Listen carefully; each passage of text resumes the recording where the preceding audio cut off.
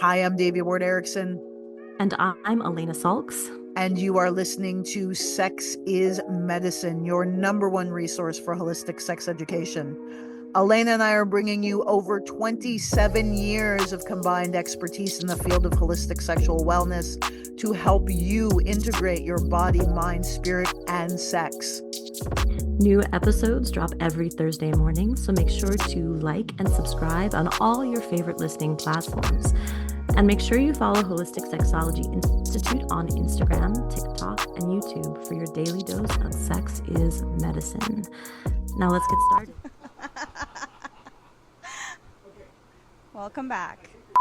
Welcome back to Tantra Talks. I am Devi Ward Erickson, and I am here today with our wonderful co-host, Tugce Balek. Yay. And Tugce is a graduate of our Authentic Tantra certification program, and she is also the co-developer of our upcoming Holistic Sexology certification, the only government-accredited holistic sexology certification on the market coming soon. So make sure you sign up for our wait list coming in September. And she's also the queen of all things erotica, so you should definitely check her out on Instagram. She has some good erotica that you definitely want to listen to, my friends. I'm just saying. Well, thank you for the shout out. I appreciate it. I mean, girl, let me tell you. I have had the privilege of listening to this like before it's been launched. So I'm like, wow, it's amazing. It's amazing for your self-pleasure session. So this totally falls in line with our conversation today. Right. What are we talking? We're talking about vibrators, right? We are talking about no longer being gaslit by vibrator companies. So we're going to get controversial here. So we have questions come in frequently from women about vibrators, and often, and you have too in your personal coaching work, right? Correct. A lot of women are often reaching out to you weekly, to us, asking, you know, I hear that vibrators are not supposed to numb you, right? Like sometimes a lot of vibrator companies say, oh, it can numb you episodically or maybe for like the next hour, but a lot of women are actually experiencing with consistent use that they need to go stronger and more intense, and they need to upgrade, you know, to more stronger models. And they're like, I feel like I've lost sensation specifically around my clitoris, and is that normal? Am I normal? Because this seems to be not the Western science and research, you know, like narrative. So there's a bit of a gaslighting that's happening in the industry right now. I think mostly because of also the sex toy companies that are pushing this as, you know, well, the sex toy companies that offer sponsorships to sex educators who then go on Instagram and gaslight you about your own personal experience. So we are here today to let you know that your body does not lie. Yes. And I have been a vibrator user for over 17 years, and I am going to give you my clear and authentic, honest opinion and experience that yes, your vibrator is causing the tip of your clitoris to lose sensation. And I'm going to give you this as an example. I went for most of my life without having an electric toothbrush, right? So, because I was broke ass poor, I seriously couldn't afford an electric toothbrush. So then when I got a little bit of money, I was like, woo, I'm rich. I'm going to get an electric toothbrush. So I got an electric toothbrush, and I started using it, and holy shit, the first time I used it, I could not put it on my gums. My gums were so sensitive. It was the most irritating and like overwhelming experience I'd had in my mouth like ever, right? It was so like my gums were so hypersensitive because I had never experienced that type of electrical current on them. And I literally had to go through a process of numbing the nerve endings on my gums in order to be able to tolerate that electronic vibration. And as my gums became desensitized, which means that they were numbing out, the nerve endings were numbing out, I was able to use higher and higher vibrations on my toothbrush. All right, y'all, so these are my fucking gums I'm talking about. What do you think is happening to the tip of your clitoris? The tip of your clitoris, we're not supposed to touch it with any more pressure than what we would use to touch our eyeball. No more pressure than you would use to touch your eyeball. So if you need to use a vibrator with ever increasing current, that's an indication that those nerve endings have been desensitized. That's why you have to increase the intensity of the vibration, because it's numbing you out, because you are literally burning the tips of those nerve endings off the tip of your clitoris. And the reason that sex toy companies are telling you that that's not what's happening is because they want your fucking money. Yeah. They don't care about your lived experience. They're gaslighting you about your lived experience so they can keep getting your money. They don't care about you or your pussy. They care about your dollars. And they want to send you sell you vibrators with ever increasing intensity without any thought to what that is actually doing to your delicate and sensitive nerve endings, particularly on the tip of your clitoris. All right, that's my rant. I love that. I mean, and I think that is so accurate. It's also so funny that you're talking about a toothbrush, which is most of the time the experience with women. The first vibrator they have is like an electronic toothbrush, so it's very fitting. I too, didn't when know you- that. Yeah, most women, you know, report using either like a vibrating pen or like a toothbrush. I think another part of this conversation that's interesting is there is something so dissociative about using a vibrator. I mean, it might also be a controversial take, but I feel like, and we've talked about this a little bit off camera, is like what porn is to men and porn use is very similar to what vibrators are to women, in a sense that there's this disconnect happening. There is this let me go get in and get out, and like quickies are totally fine, but there's something so dissociative about just having a tool that is just this hard vibration that you're just putting it directly on your clitoris. You're probably disconnecting, and you're essentially stimulating your genitals in such a quick way that it's not really possible to stimulate that in a real scenario, like unless you use that. So I think, and again, it's with everything, I think, when it comes to sex in additions, right? Like, I think it's not a reliance, it's an addition, great. If you want to bring it, I'm not saying don't bring it in to play with your partner, we're not saying that, but I think it's more about if you solely rely on a vibrator to feel any sort of pleasure or climax, then you have a dependency, right? Absolutely. And that thing about dissociation is so on point. Sorry, guys, I'm having a hard time making my mouth work properly today.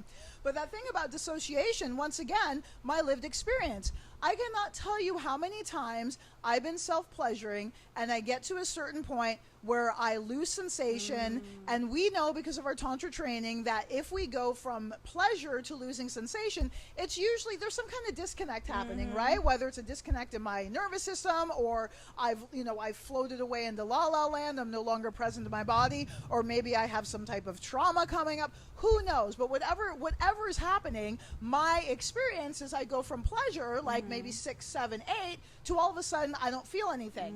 And if that's happening for a while, I'll get frustrated, and I'm like, well, fuck this shit. Yep. I just want to come. Yep. And so I grab a vibrator so I can bypass what my body is trying to tell me. Yep. Because when I go from sensation and pleasure to numbness, that's a little red flag of my body saying, hey, Davey, pay attention. And sometimes, bitch, I don't want to pay attention. Yeah. Sometimes I just want to come and go to sleep, right? Totally. And so that's where I grab my vibrator. And over time, that becomes a pattern and a habit. And again, when I do that and I grab my vibrator, what I notice is for like maybe the first 30 to 60 seconds, I have, all kinds of sensation. But guess what? I start to go numb again. And when I start to go numb, I have to increase that sensation. So by the end of it, I'm on like 10, like whatever 10 is. And I'm not even on the tip of my clitoris. I'm like on the side, like vibrating in the very, like I'm vibrating the legs of my clitoris, because the top of my clitoris has been burnt the fuck out. It has no sensation anymore. So now I'm on a 10 pulse thing trying to get into my clitoral legs. And this is all because when I was using my finger, at a certain point there was a disconnect, and instead of using that as an invitation to become more present with my body, I wanted to override it and get this mechanical tool so I could just hurry up and get an orgasm. But the orgasm I have is like I'm grinding it out. It feels like grinding gears. It's like, yeah, and it feels dirty. It feels like this dirty mechanical grinding orgasm. Yeah. I mean, it's because it's quick, fast, disconnected, and that's the experience with a lot of people. And also, on top of that, there is this, I feel like there's also like a lot of emotions attached to a vibrator, especially if you've been using it because you're dissatisfied in your sex life, right? Ooh, girl. So I've had clients where they've been in long-term relationships or marriages where they're really, really unhappy, and you know, there's that is happening, and they haven't figured out what it is, right? Whether it's an emotional problem, you talk about it, whether it's a physical problem, whether, you know, there's just something happening there. And instead of really trying to figure that out, which is fine, right? Sometimes you are not in that space to go there. You are like, okay, I'm just going to use a vibrator. That's fine. But the message that the vibrator companies, again, are kind of selling is, well, your toy is not a replacement for your partner, but it's not competition, right? Like, it should be inviting. You can use it. But I've had clients where when they stopped using the toy, and we can talk about like the OAP practice being so great for this, a lot of the irritation after numbness, right? Like a lot of the irritation and that sensitivity, as the sensation was coming up, was the irritation was coming up towards their partner because there was something unresolved even there, right? Yes. And I've had women that I work with like 6 months, and they're like, what the fuck, I still don't have it. So Yes. a lot of people are like, oh, okay, I'll just stop using it for a couple of weeks and it'll be fine. But I think over time, depending on what you're masking and using to override, there's just like a lot more emotional stuff attached to it that, I don't know, it almost makes it feel like your problem was this, you've used this toy to mask it, now you're trying to unwind from that, and now you're realizing it's even a bigger problem because you didn't really address it in the first place. Because you didn't address it in the first place. And that goes back to what you were saying initially about women using vibrators the same way often that men use porn, particularly when couples are not communicating about their sexual needs and desires in relationship, or communicating about their sexual dissatisfaction, and so they're using porn to disassociate and vibrators to disassociate, to again mask the actual underlying issues. Because you know what, like, y'all, everything is like a Russian nesting dolls, right? It's like it's never just one thing, right? And so it's difficult, particularly if you're a couple with children and a mortgage and all that. It's often way easier to just disassociate and mask than actually confront the issue, because when you actually confront the issue, it may be insurmountable. It may mean that you need to actually get fucking divorced and sell the house and break up the family. Like sometimes that's actually the real thing, and it's horrific and painful, and I don't blame you for not wanting to face that. I don't blame you for not wanting to face that. And so sometimes masking is coping, right? It's the only way we can cope, because the pain is so raw and the pain is so real, and to actually, you know, sift through it and get to the bottom of it to resolve it is overwhelming for folks. So I don't want to shame you at all. We don't want to shame you if you're in the position where you're using porn or you're using a vibrator to cope. But just be mindful that that's what you're doing. Like, awareness is everything in my book. So if you're aware that you're like, you know what, fuck it, I'm just gonna, I dig my vibrator, it's the only way I can come, you do you, sister. No shame, no shame. Again, this conversation is an invitation to look deeper, and also for all of us women in the, you know, who are out there like, is my vibrator making me numb? Well, the sex toy company says that doesn't happen. Bitch, they're gaslighting us.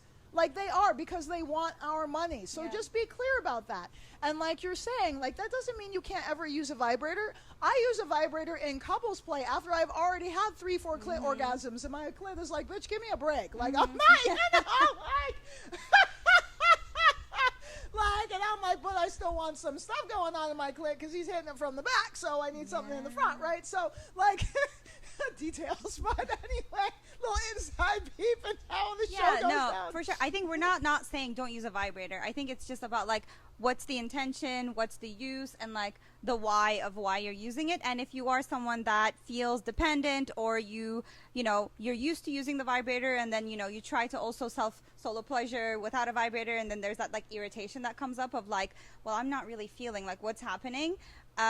It's just an invitation that I think, like, check in as to like why that's happening, what's coming up there. Be mindful and be aware. Totally. That's always the invitation with these conversations. Totally. You know, no matter how intense and ranty we get or I get, like, that's truly the underlying invitation, is to be mindful and be aware, and don't let these motherfuckers gaslight you about your own experience in your own body.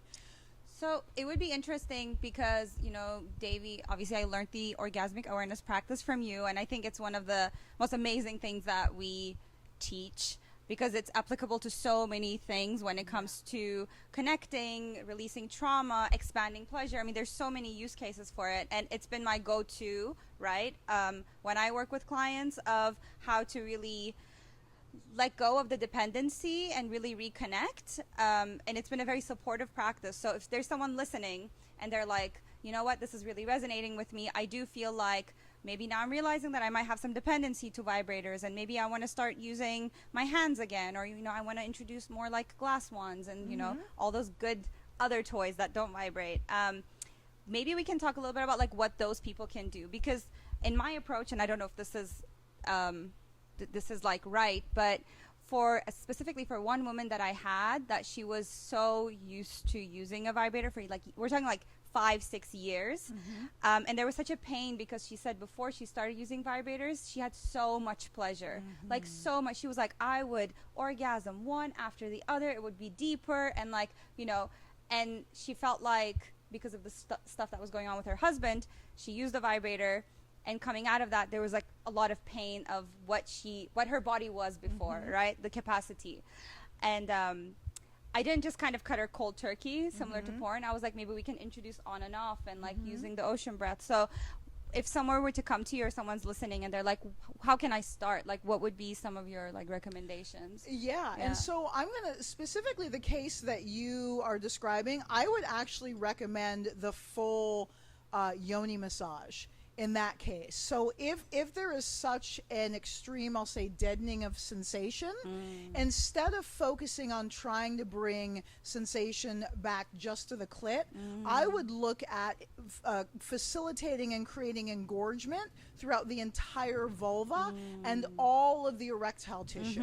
Because the thing about, we're talking about two different methods. Orgasmic awareness practice, which is a mostly clitorally focused practice, and then the full authentic tantra yoni massage, which incorporates the whole vulva, the whole vagina, all of the erectile tissue, even your thighs, your nipples, like the whole body, right?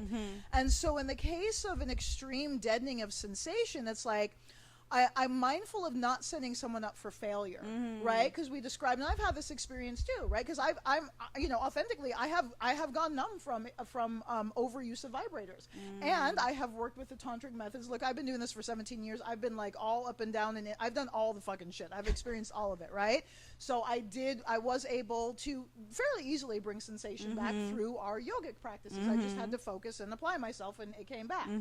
But in the case of the extreme desensitization, sorry y'all, Hard word. I can't it's say a big it. word. I avoid the word. Big words. I would focus on the actual yoni massage with the ocean breath to really just focus on reactivating all of that juicy, like flesh is the word that comes to me, all of that, like that vulva. And I would also focus on the delicious sensuality of our fingers and our oil and our vulva. And like really, because vibrators are really like to get the job done. They're a tool. They're not really sensuous, right? It's like they're like, okay, but I'm like, oh man, I just had a great sneeze, right? And then it takes longer and more intensity to have you know, deep sneezes like that. So this, like, that's the other thing about that I think that gets missed with vibrators is the sensuality of our self-pleasure. Like, I love the feelings of my fingers sliding between my inner and outer labia. I love just like massaging my whole vulva and just like squeezing it and playing with it, right? I love I love exploring my own vulva and finding different areas that have, you know, sensation or no sensation or medium sensation. And it's just like it's a sensual deliciousness that I think a lot of us experienced as children, maybe not as an erotic experience, but as a sensual experience, because humans are sensual creatures. And most of us, I'm just saying, it's a very human thing when you're about 2 or 3 years old to be playing with your pussy. Like, that's just what we do. And it's not erotic, but it's sensual. And then we get that shamed out of us, right? I remember getting smacked. I remember getting my ass beat for touching my yoni, ass beat for playing with my vulva. Yep. So for me in my universe, I really believe that we as women, when we feel empowered to play with our own pussies, Yeah. without needing tools or toys or anything externally, right? We get to reclaim this innocent, pure, and sensuous relationship with our own bodies. That's a really beautiful thing, right? And so I would encourage your client to play with her pussy and but without a goal for an outcome, but to just play and explore and pull and like tug on things and like flap things and just like have a party.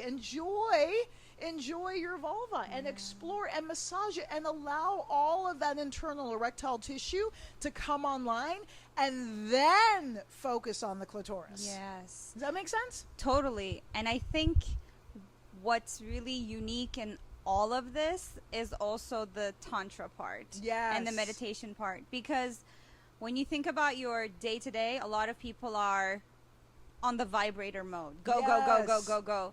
Right? We just want to get her done. Exactly. So it's really hard. So before I was trying to teach her any of this, in this client's case, for example, I always teach meditation, right? At least that. If you can't follow 10 breaths, how are you going to have 10 great orgasms? 100%. Right? And I think, and it speaks to the testament of the practices and why it's both a holistic and a somatic practices, because then we can add the elements to help heal as well. So in this client's case, we were working with the fire element a lot, and I think a lot of things were also clearing and purifying. And when we paused, actually her relationship did dismantle, and a lot came. And this was like, I've had this client on and off for like a year and a half now, but and then there was this like freedom that came from that. But I think, when we talk about even using the hands, knowing that each finger correlates to different elements, and understanding those elements and bringing those flavors in, rather than like,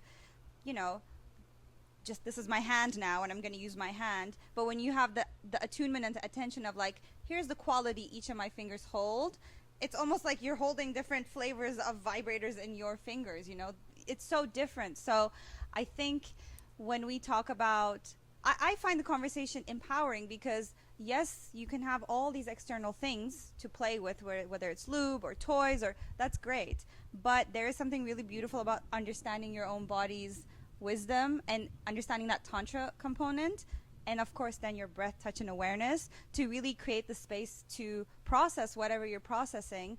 And to like not put that on your partner either. You know what I mean? There's something really about, like, that's, I feel like, reclaiming a part of your pleasure. It's not just the orgasm. It's also the healing part of it. Yes. And thank you so much for bringing that up about the elements in Tantra, because Tantra brings the energy body yoga, right? So the yoni massage and the OAP are fundamentally somatic methods, but when we add the elemental Tantra, we're engaging the energy body. And in this tradition, the energy body is senior to the physical.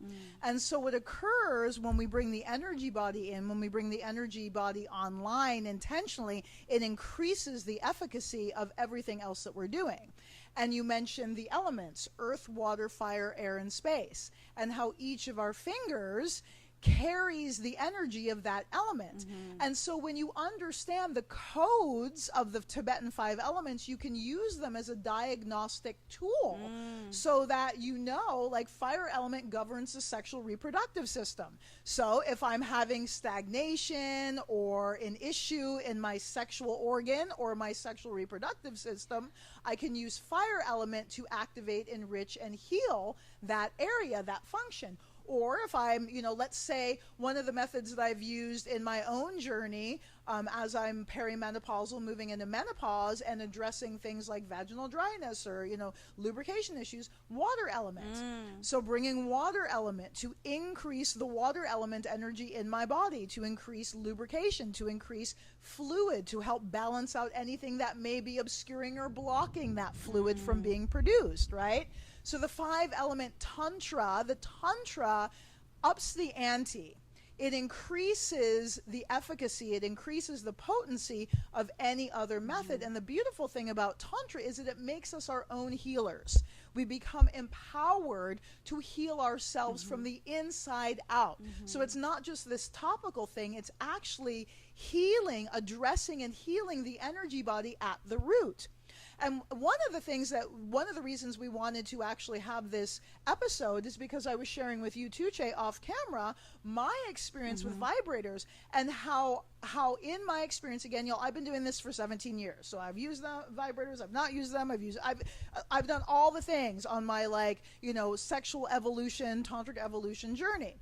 And something that I became aware of very recently, because I stopped using vibrators because of desensitization, and then I introduced them again, and what I noticed is that it disturbed my downward voiding winds. Let's talk about it. So for those of you who haven't heard this before, the downward voiding winds in Tibetan medicine, and you'll also find this in Taoism, this concept of winds. So winds it means prana.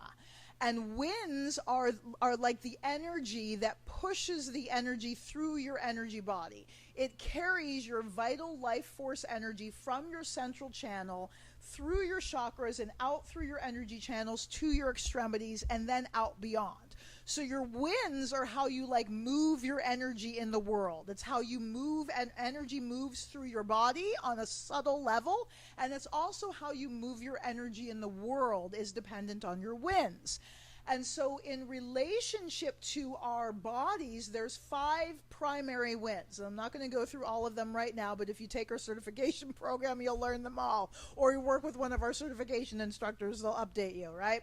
So, but the 5 primary winds, one of them is the downward voiding winds. And the downward voiding winds govern everything that occurs basically in your lower end. They arise in the rectum.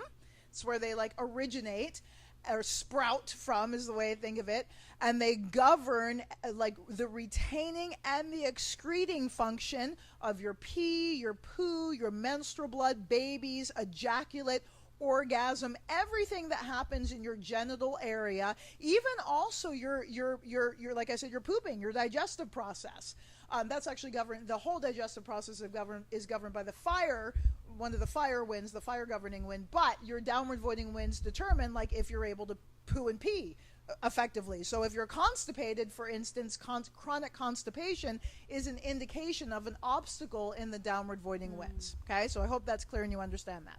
So your downward voiding winds are activated and incorporated into your sexual activity.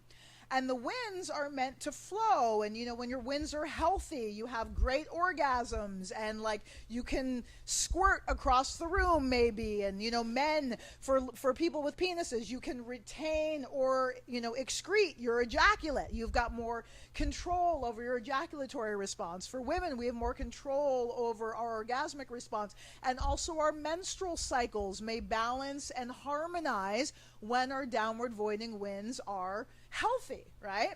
And so I was using, after a period of not using the vibrators, I used the vibrator again, and I was like, wow, this feels like it's polluting. That's the word that came to me. This feels like it's disturbing and polluting my downward voiding winds, and it's making them all fucking crazy, right? They're like, and they don't know what to do, because I had been working with my downward voiding winds without an electronic device for several weeks, several months. And so the contrast was really clear when I introduced these, because it's more than one, these electronic devices back in to introduce them into my downward voiding wind area, my genitals. It felt artificial, it felt mechanical, and it felt like it was polluting the energy. I'm just going to use that word again. It felt like it was polluting the energy.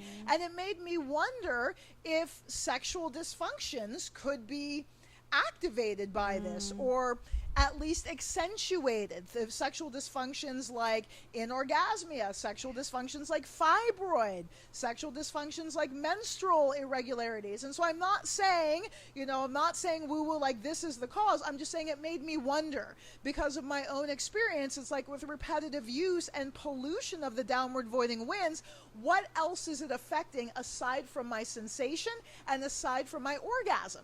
Because if it's affecting my sensation on the physical level, we know that there's also an effect on the energy body level as well. Yeah, I mean, I think we talked about this. It kind of blew my mind because it probably is, right? Like, it probably is fucking up your downward waiting winds, just because from my understanding of how we balance the winds, of like what I've seen when we balance the winds, you know, it self-corrects, right? So things like cold feet, cold hands. So, you know, we know that the winds can go off balance, and then when you balance, there's a correction that comes to the body, and that's expressed physically as well. And so, to me, it makes sense, because if you have a toy that's, you know, like stimulating just in one way, up or down or side, whatever that is, it's bringing all that energy and all those winds and just pushing it in one way to it at a speed that you can't even. How are you going to self-correct that? Well, and you know? and one of the things, as you mentioned, like imbalances the winds. One of the things that imbalances the winds is electronics. Well, there you go. And on top of that, what makes me think is, like everything, the material of the most of the vibrators are plastic, right? They're made from plastic, silicone, artificial materials that I don't know. I don't have any science around it, but I'm like the only toys I use are glass ones that I feel, or like metal, right? Like that I feel, those I feel naturally, like, okay, or if we have the yoni eggs, then we use certain stones, right? But there's something about, especially if you don't know where you're buying from, because I'm sure there's also body safe, blah blah blah blah, whatever the fuck. But I don't know, I just feel like we're gonna hear more about it, just because there's just such an increase due to the market. It's a multi-billion-dollar business, right? And it's about lowering cost and pushing it out as effective as you can. And just like, I know I'm circling in the conversation, but just like when women are getting, you know, the manicures, and then nails. they're using it, and then they're creating allergies when they masturbate. Yep. It's the same thing. Like, so many women realize after a couple of years, oh, I'm getting these gel manicures, and then when I'm masturbating, it's irritating my genitals, which who would have made that link? I'm sure there's something around toys as well. So yeah, I think the conversation hopefully is also inspiring you to like be more mindful about like what type of material you're consuming, and like in a sense of like putting around your genitals, because I do think we'll hear more and more about what the materials are doing and the contact it's doing, especially because of microplastics. I mean, shit, man, the shit we wear like steeps into our bloodstream. I mean, so if you're using something plastic and like pushing it in, I'm sure it's doing something to it. And to that point, like the genital tissue is some of the most porous and highly absorbent tissue on your body. So whatever you put there is absorbed directly into your bloodstream. And if you're putting toxic chemicals in your genitals, don't you think you're going to have some genital, like there's going to be an effect. Yeah, sure. There's going to be an effect. Yeah. Yeah, exactly. And then there was one other thing I wanted to talk about in the conversation of vibrators, which is putting in context why vibrators were even created. Oh. So I don't know how many of y'all have seen the movie Hysteria. If you haven't seen it yet, Google it. You can probably get it on like Amazon Prime or something like that for free. But I don't think I've actually watched this movie specifically, but I know about it because, you know, the sex research that went into it. I don't think it's entirely historically accurate, but it gives you an idea, right?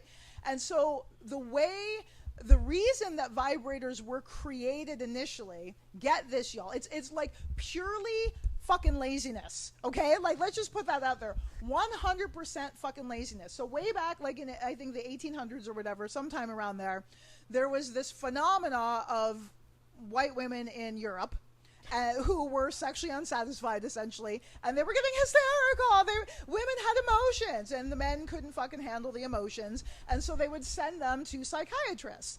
And I don't know how it came about that the psychiatrist was like, well, you just need an orgasm, man, so let me stroke you out. Let me stroke you off. So somehow it occurred that this doctor, this psychologist, was medically medically inducing orgasms is the way I think they described it. And so he'd have his female patients, and she'd like, you know, kind of like the whole fucking deliberate orgasm and orgasmic meditation, which is a whole other fucking story we'll get into later. Get into it. But they would, like, you know, stroke these women's clitorises and until they climaxed. And then the women would have an orgasm, and then they'd be like, oh, well, I feel so much better, doctor, I can cope with life. And so they would come back, well, okay, your prescription is I want you to have an orgasm a week. So putting this in context, because their husbands, because their relationships were so fucked up, right, in that era, because of the culture, their husbands were not giving them orgasms, so their husbands sent them to the psychiatrist to stroke their pussy to give them a fucking orgasm once a week. And that's what they paid for. Once a week an orgasm. So get this. Dude, the doctor's arm got fucking tired. So he's like, hey, maybe we can create an electronic device so that I don't have to sit there and actually stroke this woman's pussy, right? No connection, just totally mechanical. So they decided to make a mechanical device to stroke this woman out so that she has a climax. And, like, the doctor could save his arm, right? Wild. And so this is how vibrators were created. They were created to reify the disconnect and the disassociation, and as a tool for couples to avoid having actual authentic intimacy. So husbands didn't have to actually even worry about giving their wives an orgasm. They sent him to a fucking doctor, and the doctor got tired of stroking pussy, so he created a vibrator that would do it for him. Men's fucking laziness. I'm just saying. That's how your vibrator, that's how this whole fucking industry was created. Think about that the next time you use your vibrator. Oh, and this is also during a time period when women weren't allowed to masturbate, because this is when Dr. Kellogg was pouring carbolic acid on children's clitorises if they were caught masturbating. And this is a whole reason that circumcision is a thing. It was instituted by Dr. Kellogg in the 1800s to desensitize the penis so that little boys wouldn't masturbate and to make sex less pleasurable for grown-ass adults. So all this shit that's considered normal in Western mainstream culture, like your vibrator and circumcision, was all instituted to desensitize people and to prevent them from experiencing sexual pleasure. And then we wonder why our vibrator is numbing us the fuck out. Bitch, that's from design. It's supposed to. Totally. Wow. Thank you. I did not know in depth that much. I mean, it kind of makes sense. And I think what makes me sad is it feels like there's so many sex educators that know this truth, right? For me, it's like similar conversations with the birth control pill, right? Like, we know, like, if you worked with women, you know at least some women that have experienced some sort of dependency, some sort of relationship where they are frustrated and they are feeling numbed out. And there's still this public push, majority of companies and sex educators backing this up, like credible people backing it up, saying, no, this is fake and this is false. And this is such a big gaslighting to bring back the conversation, gaslighting to the consumer, right? The consumer is then not informed when they're using a product. So you're not fully consenting to using this product. Exactly. And in a way, I find that more disempowering than empowering for women. Absolutely. Well, because what we're doing is denying the lived embodied experience of women, and that's traumatizing. How much of our lives has our lived embodied experience been invalidated and denied? And so now we have so-called sex experts invalidating the lived embodied experience of multiple thousands, if not tens or hundreds of thousands of women who are saying, hey, I use this mechanical device that I pay for, and I'm having a negative result. And then the sex educator who's paid by the sex toy company, right? Because we get requests and reject them constantly of promoting, right? So they get paid thousands of dollars to feature a product. Yes. And so because it's an industry and it's all capitalism. So again, it's about the money. And so, you know, again, like, the thing for me is that it all boils down to mindfulness, self-attunement, and awareness. Again, not saying you can't ever use a vibrator. Sometimes they can be useful, but be mindful of it. It's like sometimes you can drink booze. but be mindful of Yeah. it and know the impact and know the effect on your body, right? Sometimes you can eat chocolate cake, but be mindful of it and know the impact on your body. So same thing. And like, y'all, this is really about not giving our power away to fucking companies, Yeah. bitch. Right? Seriously, like, you're gonna let a company, a sex toy company, tell you, like, invalidate your own lived experience? Fuck them. Trust Yeah. yourself. Trust your body. If you feel like you're being desensitized, you are. Yes. Trust yourself. Trust your own experience.